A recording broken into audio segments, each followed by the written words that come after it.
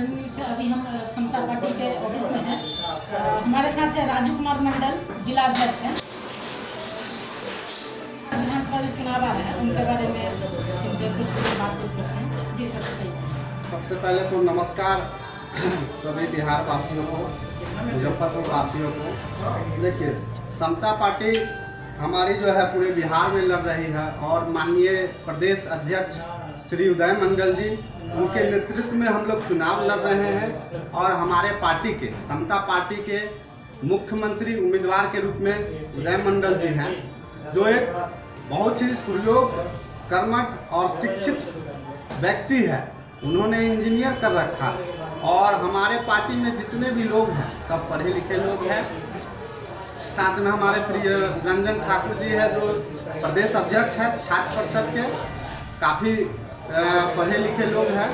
और पार्टी को हम लोग उच्च स्तरीय ले जाने का काम कर रहे हैं। जिस तरीके से हम लोग को दिशा निर्देश पार्टी की तरफ से मिल रहा है, हमेशा काम करने को तैयार है। और मुजफ्फरपुर को हम लोग, जो अभी सरकार है, वर्तमान सरकार, कागज कलम पे मुजफ्फरपुर को स्मार्ट सिटी घोषित किए हैं, उस चीज़ को हम लोग धरातल पर उतार कर और दिखाएंगे। मुजफ्फरपुर में और भी कई सारी मुद्दाएं हैं, जैसे जल जमाव हो जाता है एवं भीड़ भड़ाका का बहुत ही देखने को मिलता है। अगर कोई एम्बुलेंस फंस जाए तो उसको निकलना मुश्किल होता है, क्योंकि वहाँ उसमें पेशेंट भरा होता है। ये नहीं कि आधा एक घंटा उस चीज़ को रोका जाए तो बाद में भी जाएंगे तो कुछ नहीं होगा। उसको इमीडिएटली जाना पहुँचना होता है आपको अस्पताल तक, जो कि जाम में अगर फंस गया तो उसमें मरीज मरने का भी ज़्यादा चांस रहता है। तो जहाँ जहाँ फ्लाईओवर की व्यवस्था है वहाँ हम लोग फ्लाईओवर देंगे। पुल पुलिया जहाँ देना है, नाला बनाना है, उस चीज़ को हम लोग सुदृढ़ करेंगे। और पार्टी में बहुत सारा मुद्दा है, मैन्युफैक्चर है, जो सर और बताएंगे। विशेष करके मैं मुजफ्फरपुर की बात कर रहा हूँ। मुजफ्फरपुर में बहुत सारा ऐसा क्रियाकलाप करना बाकी है, जो सरकार वादा कर दी है लेकिन उसको निभाया नहीं जाता है। और जब जॉर्ज फर्नांडिस साहब का समय था, उस समय का काम और आज के समय का काम मिला के देख लीजिए कि कितना ज़मीन और आसमान का अंतर है।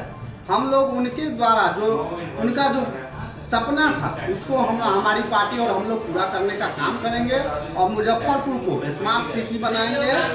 क्योंकि बिहार का, समझिए कि मुजफ्फरपुर नॉर्थ बिहार का ये एक स्थान है, एक ऐसा स्थान है जहाँ पे पूरे बिहार के लोग आते हैं। नॉर्थ बिहार के लोग यहाँ आते हैं, चाहे वो बस पकड़ने की बात हो, ट्रेन पकड़ने की बात हो, या कोई शादी विवाह है उसमें सामान खरीदने की बात हो, या अनुमंडल आने की बात हो।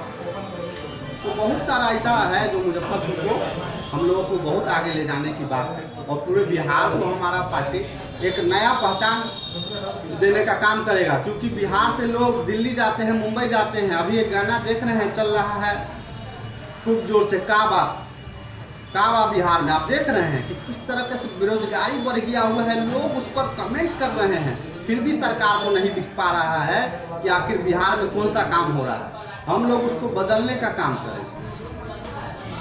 हमारे साथ प्रिय रंजन ठाकुर जी हैं, प्रदेश अध्यक्ष हैं। इनसे अब पूछना चाहेंगे।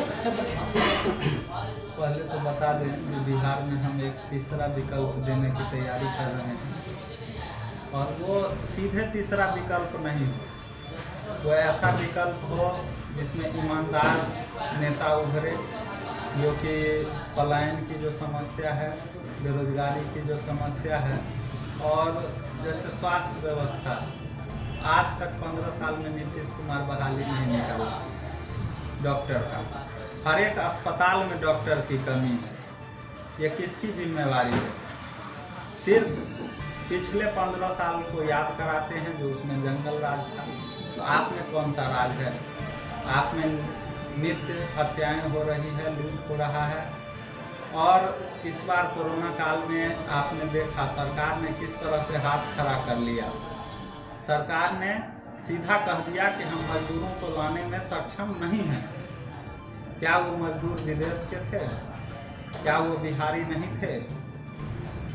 तो और क्यों लाने में सक्षम नहीं है? आप एक जल जीवन हरियाली का यात्रा करते हैं तो उसमें आपको 15 हेलीकॉप्टर हो जाते हैं और मजदूर को लाने के लिए आपके पास न बस था न कोई व्यवस्था थी और उस पर राजनीति करते रहे। यहाँ चमकी बुखार हो गया, 250 से अधिक बच्चे मर गए। अगर डॉक्टर की व्यवस्था होती, हाँ, उसके बाद चमकी पर काम थोड़ा जरूर किए हैं, लेकिन हजारों बच्चों की बलि लेकर ही क्यों काम होता है। शिक्षा व्यवस्था में आप देखेंगे तो हमारे नौजवान पटना में तैयारी करते हैं, 5 साल 10 साल गार्जियन उसको कहीं कहीं से कर्ज लेकर के, जो मेरा बेटा पढ़ेगा तो फलाना नौकरी निकाल देगा। अब चाहे सेंट्रल गवर्नमेंट की नौकरी हो चाहे स्टेट गवर्नमेंट की, एक भी नौकरी बता दीजिए जो बिना भ्रष्टाचार के, बिना रद्द हुए वो लागू हो गया या उसका रिजल्ट निकल गया। आखिर ऐसा क्यों होता है? हर एग्जाम का क्वेश्चन निकल जाता है, तो जब क्वेश्चन ही निकाल के एग्जाम देना था तो फिर ये भर्तियाँ क्यों होती है? आप जैसे विधानसभा में इस बार बहाली चपरासी का निकला था या क्लर्क का निकला था, अब एक भी बता दीजिए जो सही विद्यार्थी पास करके गया हो। इंटरव्यू बेस्ड बहाली लेते हैं, आपके मंत्री 15-15 लाख 25-25 लाख लेते हुए बीपीएससी जैसे परीक्षाओं में पकड़े जा रहे हैं। तो इस सब को खत्म करना होगा। इसीलिए हम जनता से अपील करते हैं, जो बड़ी बड़ी गाड़ियों को न देखे, हेलीकॉप्टर को न देखे और बड़े नेता को न देखे, जो तथाकथित बड़े नेता हैं उनको न देखे, जो इनके पास बहुत पैसा है, यही जीतेगा, ये पार्टी से टिकट लाया है, इस सबको न देखे। और समता पार्टी वैसे विचारवान युवाओं को, जो चाहती है कि बिहार में एक नया बदलाव हो, एक नया क्रांति हो, वैसे लोगों को टिकट दे रही है और उसको जनता जिताने का काम करे। और हम लोग उनके विश्वास पर खड़े उतरेंगे। जैसे जॉर्ज साहब ने बियाडा को किया, मुजफ्फरपुर इंडस्ट्रियल एरिया जॉर्ज फर्नांडिस का देन है, चाहे कांटी थर्मल पावर देन हो, चाहे उस समय जो सड़कें बनी या नालों का निर्माण हुआ और इस समय जो सड़कें बनी हो और नालों का निर्माण हुआ हो, उसमें अंतर देख लीजिए।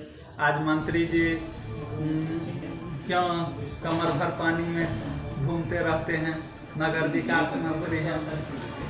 तो इन लोगों को जनता बदले। ये भ्रष्ट शासन 15 साल पिछला और 15 साल ये, दोनों से जनता उब चुकी है और जनता तीसरे विकल्प की तलाश कर रही है। और हम लोग समता पार्टी एक नया विकल्प छोटे छोटे दल को हो सकता है मिलाएं या अकेले सभी सीटों पर लड़ें। अभी तक तो सभी सीटों पर लड़ने का विचार है, लेकिन अगर समान विचारधारा वाले लोग आते हैं तो उनको हम लोग रखने का काम करेंगे और बिहार को एक नया दिशा देंगे। जी, धन्यवाद।